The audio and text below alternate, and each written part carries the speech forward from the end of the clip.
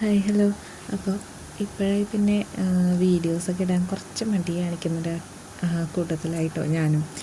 അപ്പോൾ 28-ാം തീയതി ബദ്രിയുടെ ബർത്ത്ഡേ ആയിരുന്നു കഴിഞ്ഞ, അതായത് സെപ്റ്റംബർ 28. ഇവിടെ പൊതുവേ ബർത്ത്ഡേ ആയിട്ട് ആഘോഷിക്കാത്തത് കൊണ്ട് തന്നെ നമ്മൾ നാളിനാണ് എന്തെങ്കിലുമൊക്കെ, വലിയ ആഘോഷങ്ങളൊന്നും ഇല്ലെങ്കിലും നാളിനാണ് എന്തെങ്കിലുമൊക്കെ ചെയ്യാമെന്ന് വിചാരിച്ചത്. അപ്പോൾ ഡേറ്റ് ആയപ്പോഴത്തേക്കും അച്ഛനും അമ്മയും, എൻ്റെ അച്ഛനും അമ്മയും അവന് ഗിഫ്റ്റ് അയച്ചു കേട്ടോ. ആ ഗിഫ്റ്റാണ് ഇപ്പോൾ ഈ കാണുന്നത്, ഒരു കാറും പിന്നെ ഒരു നല്ലൊരു പൂച്ചക്കുട്ടിയായിരുന്നു കേട്ടോ. അവൻ ആ ക്യാറ്റിനെ ഭയങ്കര ഇഷ്ടമായി. അങ്ങനെ അത് വണ്ടിയിൽ ആക്കി അവർ തന്നെ കൊറിയർ ചെയ്ത് തന്നു കേട്ടോ. അപ്പോൾ ആ വണ്ടിയൊക്കെ വന്നതിൻ്റെ സന്തോഷത്തിലിരിക്കുകയാണ്. 28-ാം തീയതി രാവിലെ ഞങ്ങൾക്ക് അമ്പലത്തിൽ പോകാൻ പറ്റില്ല. വൈകിട്ട് മഹേശ്വരൻ അമ്പലത്തിലേക്ക് ആളെ ഏൽപ്പിച്ചുകൊണ്ട് ഒന്ന് ആവണങ്ങാട്ടേക്ക് പോകാമെന്ന് വിചാരിച്ചു. ഇവൻ ജനിച്ചു കഴിഞ്ഞാൽ കൊണ്ടുവരാം എന്നമ്മ നേർന്നുണ്ടായിരുന്നു. അപ്പോൾ നമ്മൾ എന്തായാലും പോകണമല്ലോ. അപ്പോൾ ഭഗവാനെ കണ്ടിട്ട് കുറച്ച് നാളായി. മഹേശ്വരൻ്റെ അമ്മയാണെങ്കിൽ 38 വർഷങ്ങൾക്ക് ശേഷമാണ് ആവണങ്ങാട്ടേക്ക് പോകണേ കേട്ടോ. അപ്പോൾ അമ്മയ്ക്ക് ഇനിയും പോകണമെന്ന് പറഞ്ഞു. അപ്പോൾ ഇനിയൊരു ദിവസം കൂടി പോകണം.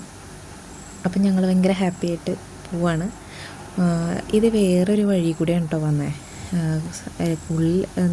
പുറത്തുള്ള കാഴ്ചകളൊക്കെ നല്ല രസമായിരുന്നു.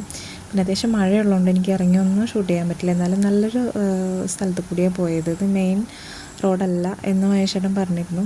വേറൊരു വഴി പോവാം, അവിടെ പണി നടക്കണോണ്ട് ഭയങ്കര തിരക്കും ബ്ലോക്കൊക്കെ ആയിരിക്കും എന്ന് വിചാരിച്ച് ഞങ്ങൾ ഈ വഴി വന്നതാണ് കേട്ടോ.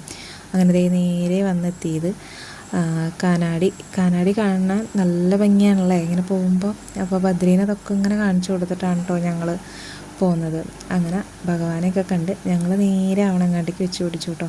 കാരണം അവിടെ ചെന്ന് തൊഴുതിറങ്ങി തൃപ്രയാറും കൂടി ചെന്ന് തേവരെയും കൂടി കണ്ടാലേ തൃപ്തിയുള്ളൂ അല്ലേ. അപ്പോൾ അത് കഴിഞ്ഞ് നേരെ പിന്നെ അച്ഛനും അമ്മയ്ക്കും വീട്ടിലേക്ക് പോകണം, അതായത് എറണാകുളത്തേക്ക് വീട്ടിലേക്ക് പോകണം, ഇടവനക്കാടേക്ക് പോകണം.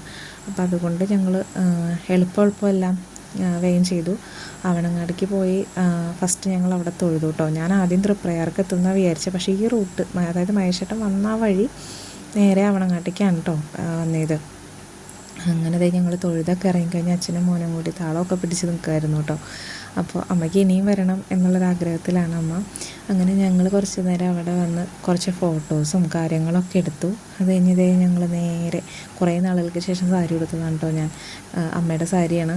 എനിക്ക് ഈ കളർ കോമ്പോ ഭയങ്കര ഇഷ്ടമായതുകൊണ്ട് ഞാൻ എടുത്ത് കൊടുത്തതാണ്. അപ്പോൾ നേരെ ഞങ്ങൾ തൃപ്രയാർക്ക് പോവാൻ കേട്ടോ. അപ്പോൾ വീട്ടിൽ ചെന്നിട്ട് അച്ഛനും അമ്മയ്ക്കും പോകാനുള്ളത് കൊണ്ട് തന്നെ ഞങ്ങൾ അതേ നേരം സ്പെൻഡ് ചെയ്യാൻ പറ്റിയില്ല. ഇനിയൊരു ദിവസം അങ്ങനെ ഇരുന്ന് സ്പെൻഡ് ചെയ്യാൻ വേണ്ടി വരണം എന്നൊരാഗ്രഹം കൂടി ഉണ്ട്. അപ്പോൾ ഞങ്ങൾ നേരെ വിട്ടോട്ട്. അപ്പോൾ പോണ വഴിക്ക് പിന്നെ എനിക്ക് നല്ല ഉറക്കം വരവായിരുന്നു. തൃപ്രയാറും കൂടി കയറി. തൃപ്രയാറിൽ ഞങ്ങൾ ചെന്നപ്പോഴത്തേക്കും പൂജയ്ക്ക് വേണ്ടിയിട്ട് നട അടച്ചിരുന്നു. അപ്പോൾ ആ സമയത്ത് വെയിറ്റ് ചെയ്യാൻ ഞങ്ങൾക്ക് സമയമില്ലാത്തത് കൊണ്ട് ഭഗവാനെ പുറത്തുനിന്ന് കണ്ട് മനസ്സോടുകൂടി ഞങ്ങളിതേ തിരിച്ച് പോവുകയാണ് കേട്ടോ. അപ്പോൾ ഇനി വന്നിട്ട് സമാധാനപരമായിട്ടൊക്കെ തൊഴുതിട്ട് പോകാമല്ലോ. തേവരൊന്നും ഇവിടെ ഉണ്ടല്ലേ. അപ്പോൾ നമ്മളിനി അവിടെ വെച്ച് വലിയ വീഡിയോസൊന്നും എടുക്കാൻ പറ്റാത്തതുകൊണ്ട് ഞാനും മഹേശ്വരനും ഒരു സെൽഫിയിൽ ഒതുക്കിയിട്ടോ. അത് കഴിഞ്ഞ് വണ്ടിയിൽ കയറിയിട്ട് ബദ്രിക്ക് ഭയങ്കര ക്ഷീണമായിരുന്നു, എനിക്ക് ഭയങ്കര ഉറക്കം വരവായിരുന്നു.